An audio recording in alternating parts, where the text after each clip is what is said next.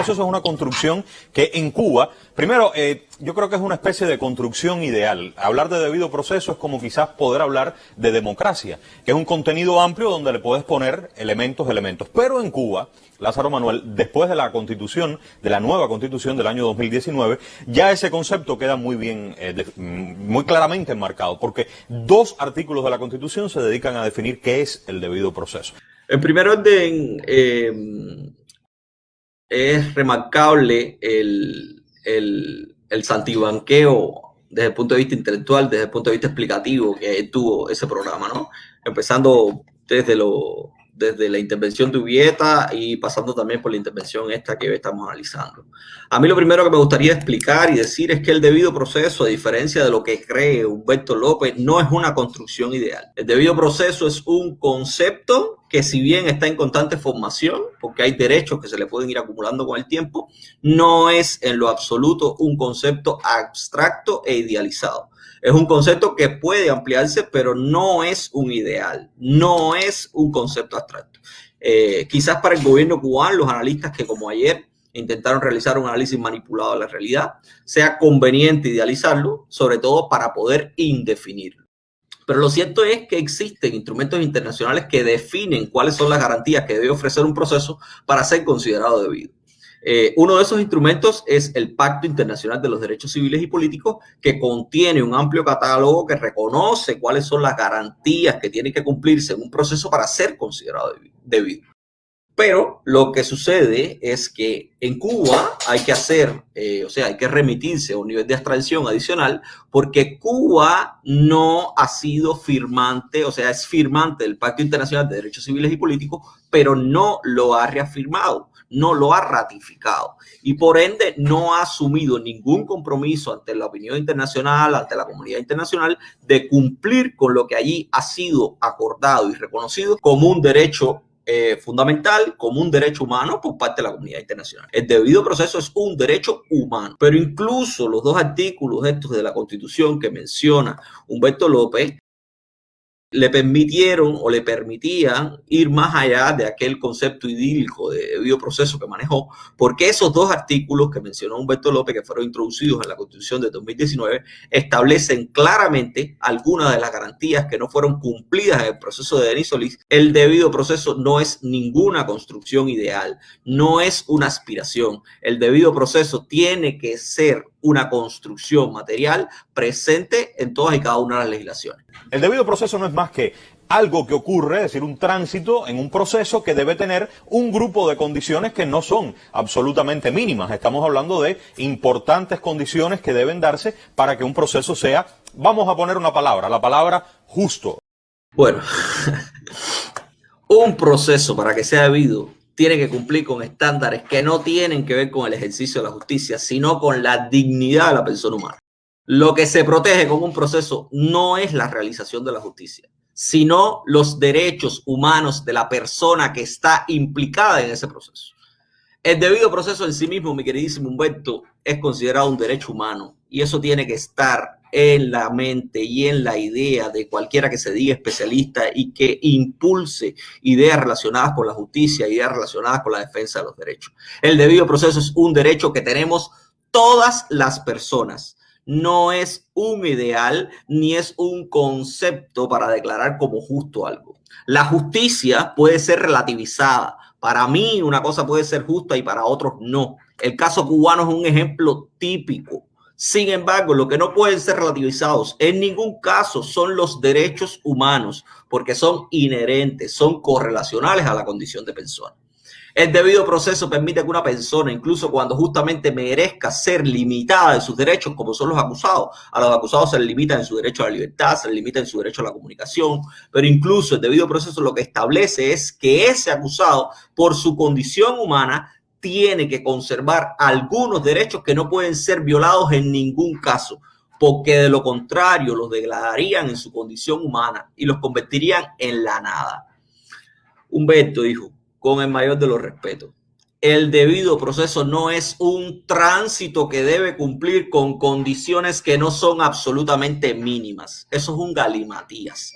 El debido proceso es en sí mismo, y vuelvo y repito porque no me parece insuficiente, un derecho humano fundamental que no debería ser limitado por ninguna constitución ni por ninguna ley. Los derechos humanos son preexistentes, anteriores y superiores a cualquier constitución y cualquier ley, incluida la constitución y la ley cubana. La ley cubana vigente lo limita el debido proceso. Y esas limitaciones, al parecer, desde el análisis que se hizo ayer en la televisión cubana, no son condiciones absolutamente mínimas, son condiciones absolutamente máximas que indican que la legislación cubana no necesariamente está acorde con esos estándares internacionales que regulan el debido proceso como un derecho fundamental. Es muy claro que la separación de la ley cubana de esos estándares internacionales que pueden ser considerados para evaluar cuándo un proceso es debido o no, perfectamente pudo, y de hecho así lo hizo, pudo haber influido en el tratamiento que se le dio a Denis Solís.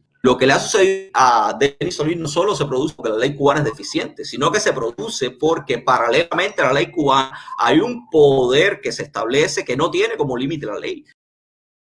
El poder cubano no tiene la ley como límite. El poder cubano tiene límite en sí mismo. Es él mismo, o sea, el gobierno cubano es él mismo quien establece sus propios límites. Y los medios y los mecanismos de seguridad y las fuerzas de seguridad no tienen límites en la ley. Por eso es que hoy Denis Solís es simple y llanamente la repetición de un proceso que se produce por estos dos factores fundamentales. Lo que sucede con Denis Solís es que ha habido un movimiento en apoyo, en visibilización de su situación y que ha traído a colación el debate en este sentido. Es decir, que se incumplió el debido proceso porque, por ejemplo, fue rápido. Algunas personas, es decir, quienes están con este asunto, están hablando de rapidez. Es posible hacerlo con esa rapidez porque existe un proceso que se llama sumario y ese proceso te permite para determinados delitos con un marco sancionador pequeño. Marcos cortos, Sí, marcos cortos, establecer, o sea, ir mediante ese proceso, ese procedimiento, sumario, reitero, y ¿qué ocurre? Es muy rápido, se desarrolla porque existen pruebas. Dos cositas fundamentales aquí en este breve fragmento.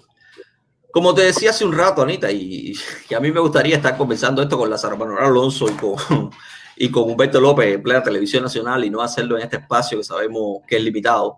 Pero como te decía hace un rato, no necesariamente las leyes tienen que estar acorde con los estándares de debido proceso. El análisis que hace Humberto López y que fue apoyado por Lázaro Manuel y que se transmitió en la televisión cubana en ese programa, es un análisis que está basado en la legislación cubana y no en los estándares internacionales del debido proceso. El principio de celeridad que debe guiar la administración de justicia, o sea, el principio de rapidez, es cierto que la administración de justicia debe ser rápida, pero esa rapidez no equivale a una aceleración innecesaria o políticamente motivada. O sea, el principio de celeridad lo que establece es que la justicia debe ser administrada de forma rápida, pero para evitar que a las personas se les pueda negar indefinidamente el acceso a la justicia y el derecho a la defensa. O sea, el principio de celeridad lo que busca es que se impida que una persona pueda ser lanzada a una mazmorra y ser olvidada. O sea, que sea dilatado su acceso a jueces y abogados que puedan atender sus intereses y que puedan atender a sus derechos en su condición de persona. En el caso de Denis Solís y en la ley cubana, lo que se ha utilizado no es un simple proceso sumario. Aquí hay que hacer una salvedad porque también es una incongruencia, por lo menos es un relativismo utilizado por Humberto López. Lo que se ha utilizado es un procedimiento que no tiene respaldo en la ley de procedimiento penal cubana, sino que fue implementado en los 90, cuando el gobierno cubano vivía la crisis económica más grande que ha vivido en los últimos años y que pudiese ser esta una reedición de esa crisis de los 90. En los 90, cuando se juzgaba el robo de gallina, cuando se juzgaban delitos menores como si fuesen los delitos más graves, todo a partir de la situación coyuntural, de la situación económica gravísima que se produjo, pues el Tribunal Supremo Popular dijo, pues son tantas cosas las que tenemos que juzgar porque pues que tenemos que reducir los términos de estos procesamientos de estas cosas simples o de estos delitos de menos de un año de privación de libertad.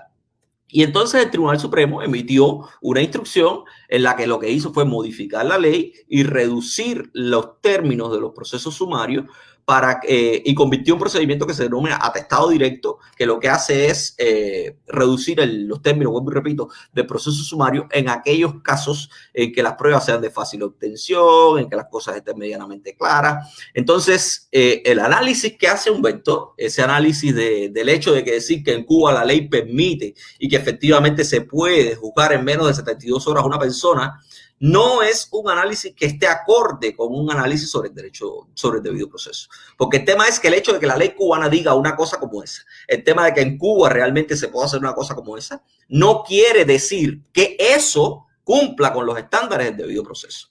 El análisis de Humberto pasa por el análisis del proceso sumario, que es uno de los procesos que menos cumple con los estándares internacionales del debido proceso en Cuba. En Cuba de poder se pueden hacer muchísimas cosas. Y ni Humberto ni la televisión cubana se las cuestiona.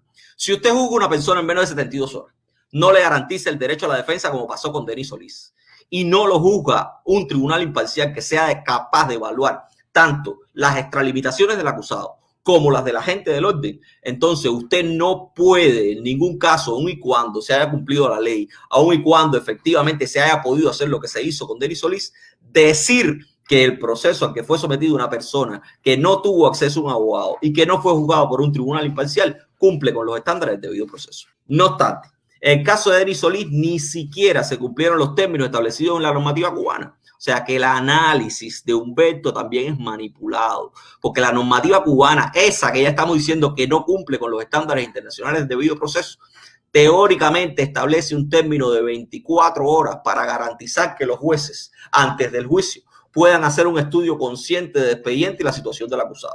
O sea, que los jueces puedan hacerse una idea de qué necesitan o si necesitan algo más, además de lo que le ha presentado la policía.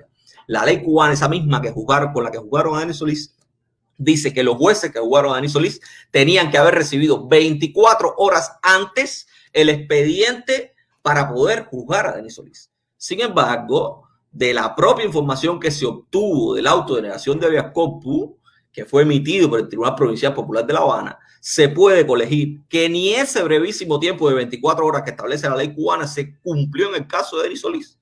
Los jueces en el caso de Denis Solís muy probablemente hayan tenido acceso al expediente con el que lo juzgaron el propio día en que se desarrolló el acto de juicio oral. Eso a mí no me queda prácticamente ninguna duda. Muy probablemente también porque el interés fundamental en juzgar a Denis Solís no estaba en la búsqueda de la verdad. O sea, lo que movió a los jueces, lo que movió a las autoridades, no fue ni tan siquiera juzgarlo buscando la verdad de todo lo que había acontecido, sino simplemente buscarlo mediante una solución rápida de un problema para solucionar un problema, disculpen, cuya determinación ya había sido previamente acordada. ¿Ese video es o no es una prueba? ¿Es o no una ofensa a una autoridad? ¿Constituye o no desacato? Bueno, ya ese es el análisis del tribunal, pero ahora estoy en el punto de ¿es o no una prueba eso? ¿Es o no una prueba el testimonio de ese agente? Resulta cuando menos cuestionable que la misma persona y el mismo espacio consideren contradictoriamente que la afirmación de un policía puede ser válida como medio de prueba cuando es favorable a la autoridad, pero no como mecanismo de defensa de un ciudadano cuando lo que hace es incriminar. Cuando en el programa Hacemos Cuba, conducido por Humberto López, se dijo que se podía filmar, pero no divulgar las imágenes de los policías, no pocas personas se preguntaron si negar la posibilidad de divulgación de esas imágenes no implicaba, además, negarles la posibilidad de utilizarlas como medio de prueba ante denuncias de posibles abusos y arbitrariedades policiales. Denis Solís lo que hizo fue intentar utilizar la publicidad de esas imágenes como un mecanismo para documentar la arbitrariedad de la que sentía estaba siendo víctima. Y ahora es perfectamente normal que la misma persona que dijo que eso no se podía hacer, pues ahora diga que eso sí puede ser utilizado como un mecanismo para demostrar la ofensa a un policía y no como un mecanismo para demostrar su exabrupto. Un exabrupto muy claro que también estaba en ese video y es la posible violación del domicilio por parte de la autoridad. Y digo el domicilio de Denis por parte de ese policía que pudo haber sido el detonante de toda esa situación. De pronto es muy fácil, de pronto es facilísimo incluso no solo utilizar ese video como prueba en un proceso judicial en contra de la persona que lo subió, sino que además utilizarlo y transmitirlo por la televisión nacional. Esa fue una propuesta ayer de Lázaro Manuel y Humberto López. Transmitir ese video, transmitir el video en que se veía la ofensa al policía. De pronto se puede transmitir por la televisión nacional la imagen de una autoridad en el cumplimiento de sus funciones. De pronto ya no es ilegal esa transmisión. De pronto una cadena nacional, una cadena que amplifica la imagen de ese policía, lo puede hacer sin necesidad de considerarlo porque es válido y es legítimo. Mira, Ana, para mí eso, si tenemos que buscar un correlativo en el lenguaje del Ministerio de Relaciones Exteriores cubano, eso se denominaría fácticamente doble rasero. Sin embargo, en clave de derecho, eso es un hecho cuestionabilísimo, sobre todo, vuelvo y repito, porque ese video lo filmó Denis Solís para dejar evidencia de su victimización. Pero por el contrario, ese video ha sido utilizado de forma selectiva para condenarlo. En el video subido por Denis Solís, se seleccionaron selectivamente fragmentos del video que pudiesen demostrar la responsabilidad de Denis. Pero por otro lado, se dejaron fuera los que pudiesen haber sostenido, por ejemplo, un delito más grave cometido por Denis, pero que hubiese impedido juzgarle de forma expresa. Yo lo he dicho en otras ocasiones, ese video es contentivo de una ofensa directa a Raúl Castro Ruz, que es diputado de la Asamblea Nacional, y eso es un delito diferente al desacato. Eso es un desacato en su modalidad grabada, cuyo marco sancionador es de 1 a 3 años de privación de libertad. Pero si juzgaban a Denis por un delito de desacato de la modalidad grabada, entonces sí estaban obligados por la ley cubana, estaban obligados a ponerle un abogado, estaban obligados a hacerle un juicio público, estaban obligados a hacerle un proceso más dilatado que el que le hicieron y no podían haberlo juzgado de forma express, que era la intención evidente al momento de detener y al momento de procesar a Denis Solís. Las autoridades seleccionaron no solamente qué parte de ese video utilizar, sino también qué tratamiento era el que había que darle a Denis Solís. En ese video, yo lo he dicho en otras ocasiones, vuelvo y repito, también se deja constancia de que el policía fue increpado por entrar sin autorización a lo que Denis Solís consideraba su casa y que nadie ha podido demostrar que no lo sea. Hay muchos comentarios en las redes sociales de que si eso es un pasillo, de que si eso no es la casa del tipo, de que si eso es una cuartería de Centro Habana, pero lo cierto es que el derecho penal, la duda tiene que favorecer al reo, tiene que favorecer al acusado y tiene que hacerlo por uno de los principios que sostienen también el debido proceso y es la presunción de inocencia. En ese video lo que se demuestra es que Denis increpó a la autoridad por entrar en lo que consideraban sus dominios, por violar algo que es sagrado para él y para cualquiera, su domicilio.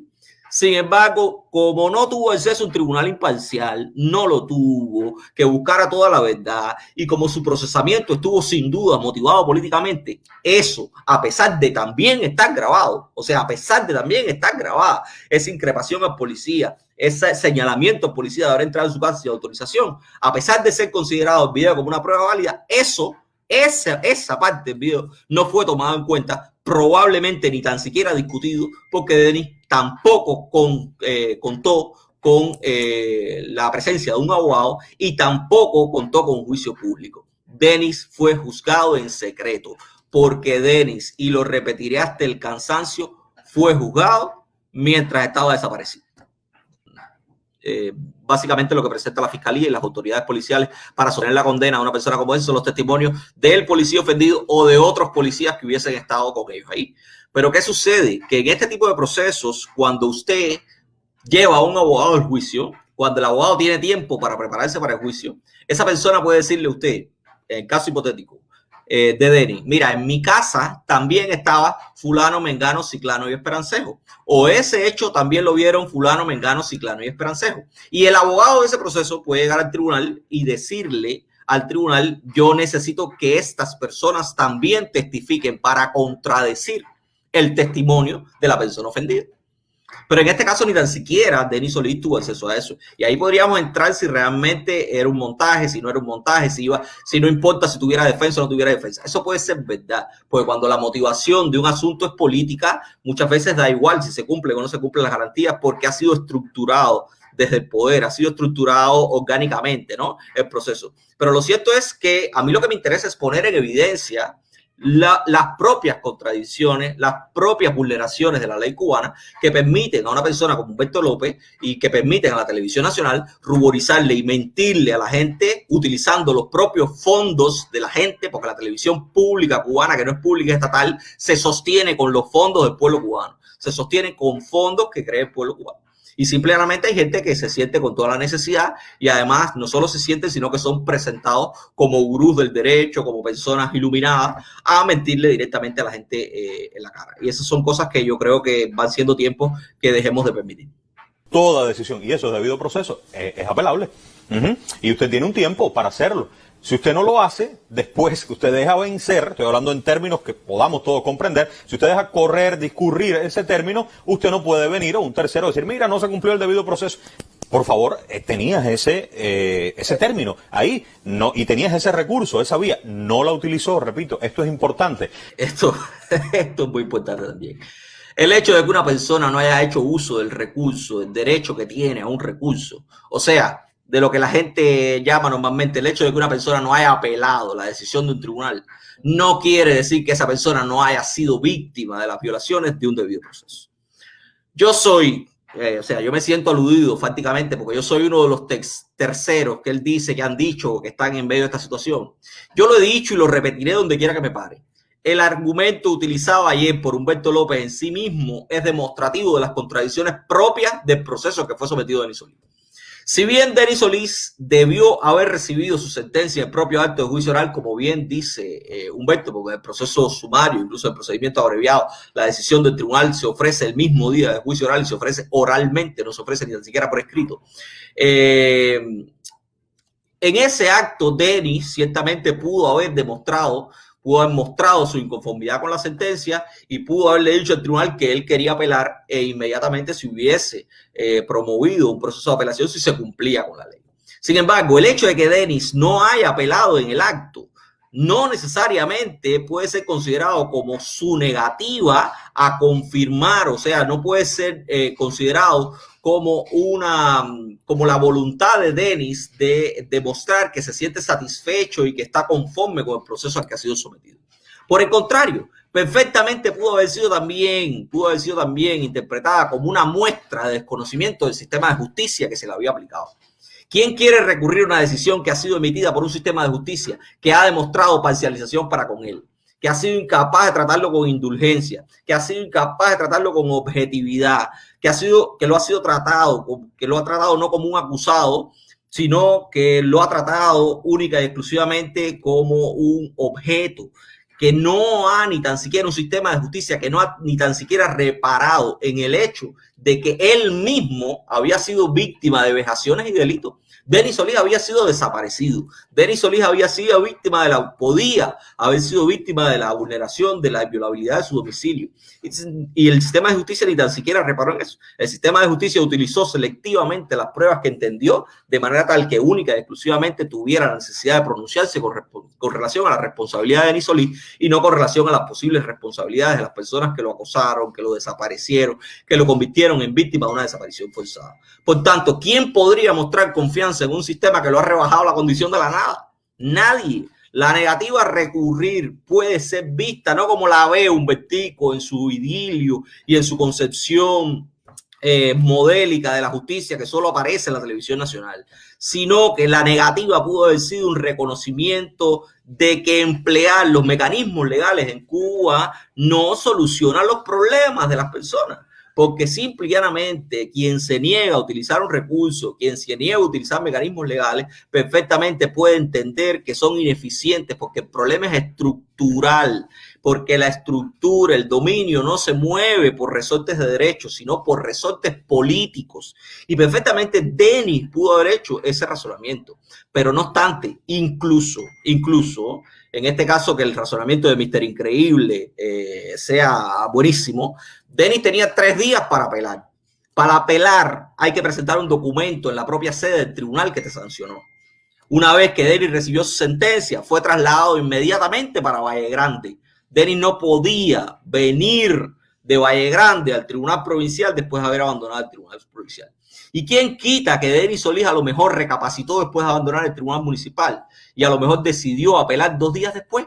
Yo estoy haciendo especulaciones porque son las mismas especulaciones que está haciendo Humbertico, exactamente las mismas.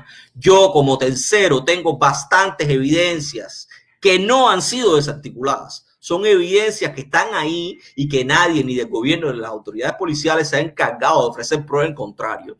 Yo tengo bastante evidencia de que los familiares y los amigos de Denis no conocieron de su paradero hasta la tarde del 16 de noviembre. El 16 de noviembre, el mismo día en que se vencía el recurso de apelación de Denis. Era el día en que se cumplían los 3 días para presentar el recurso de apelación.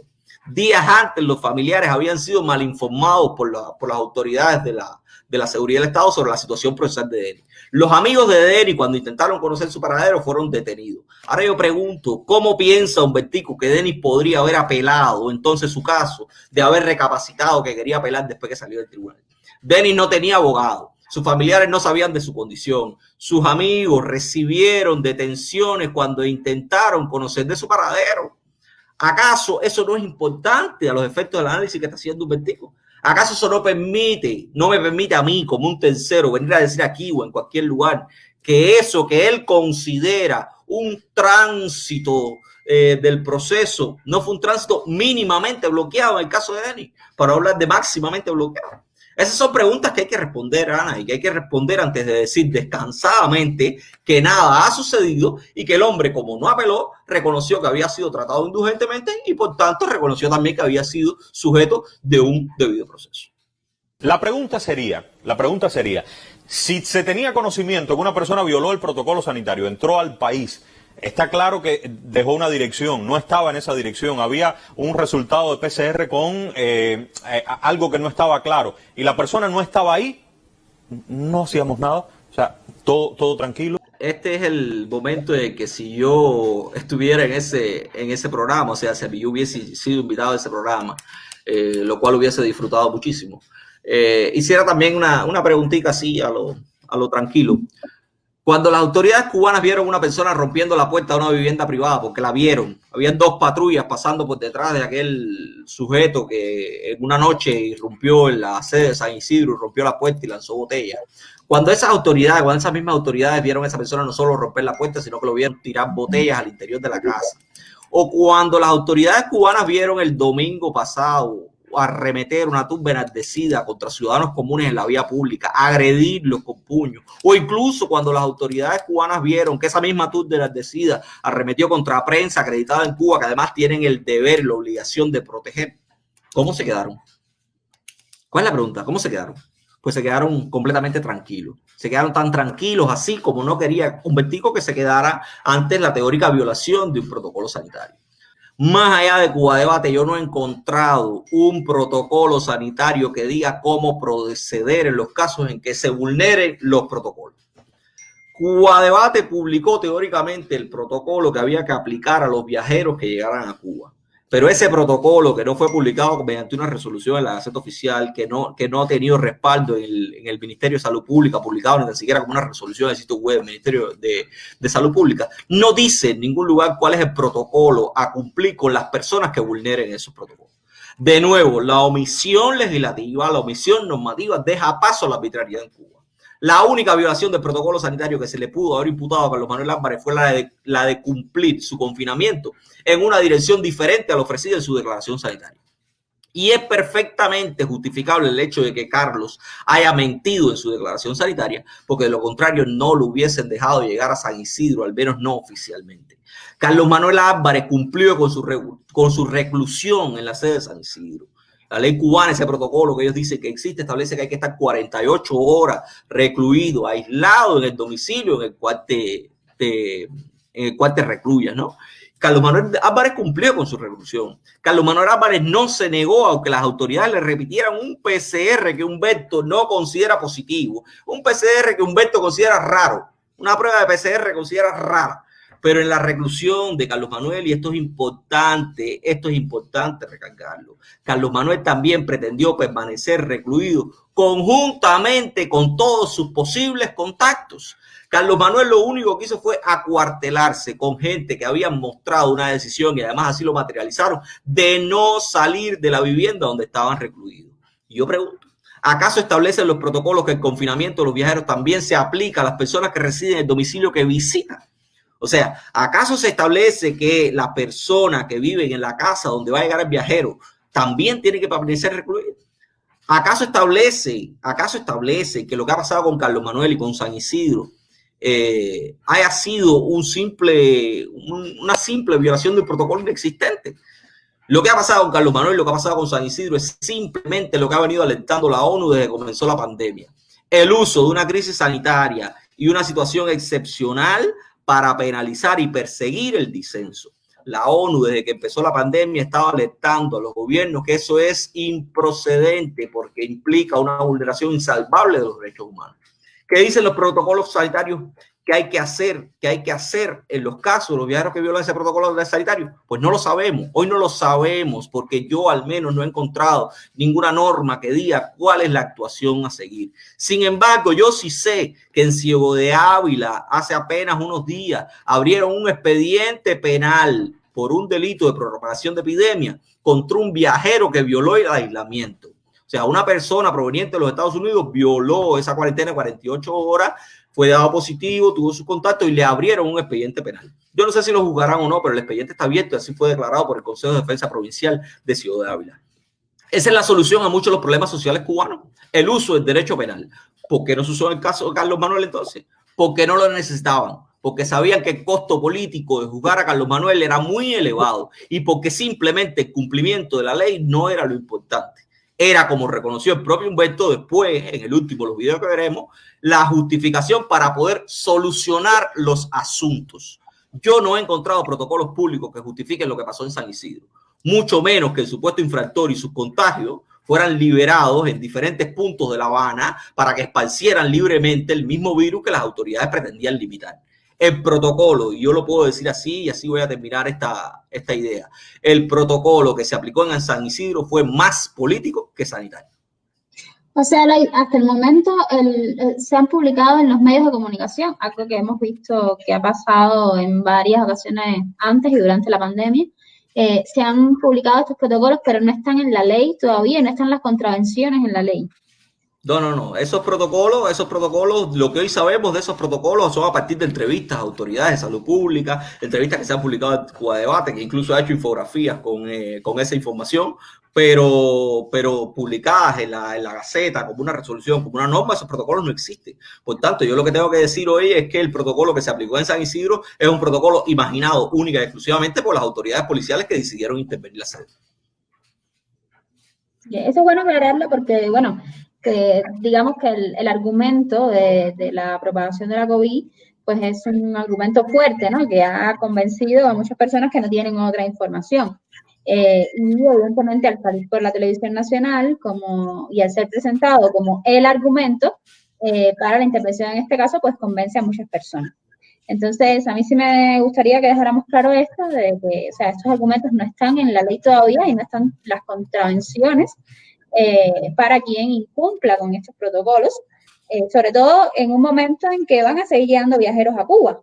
En la legislación de prácticamente cualquier país del mundo y va a encontrar que la repercusión social de un hecho tiene consecuencias. O sea, no es lo mismo cuando ocurre algo en el marco del ostracismo, de la oscuridad, a cuando ocurre algo que tiene un impacto. Y estamos hablando en este caso de un hecho, la violación concretamente, estoy hablando de los protocolos sanitarios que ellos mismos le dieron un impacto y una notoriedad a través de las redes sociales.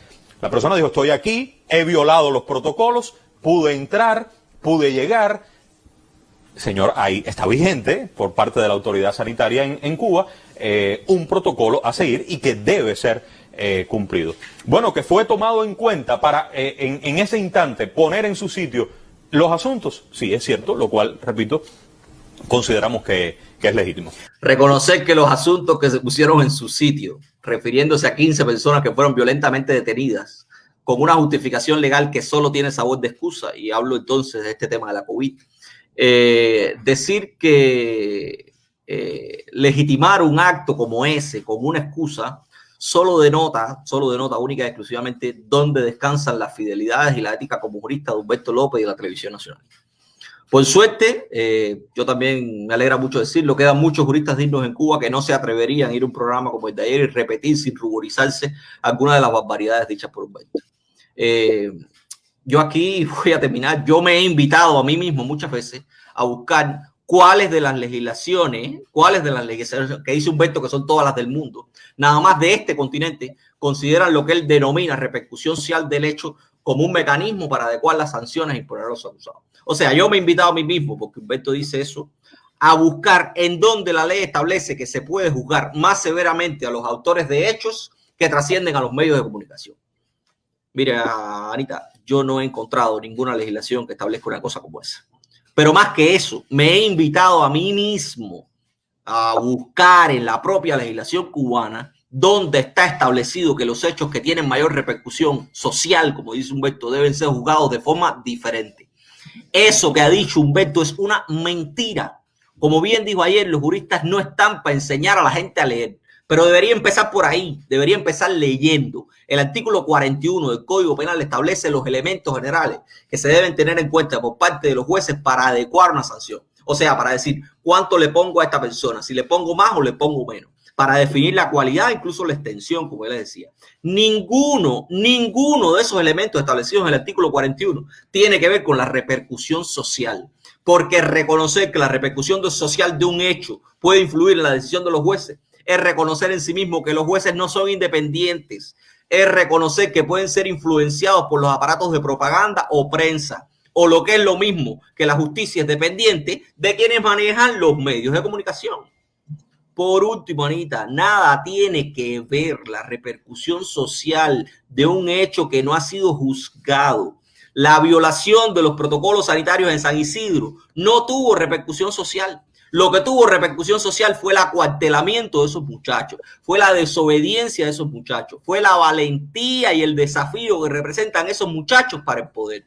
Esa es la repercusión social que el gobierno cubano estaba loco por desarticular y sigue estando loco por juzgar. A mí me parece, desde todo punto desacertado, desde todo punto de vista inhumano, inético, poco profesional, continuar reproduciendo ideas como esta, que fueron extensamente reproducidas en la tarde de ayer y que han sido asumidas por profesionales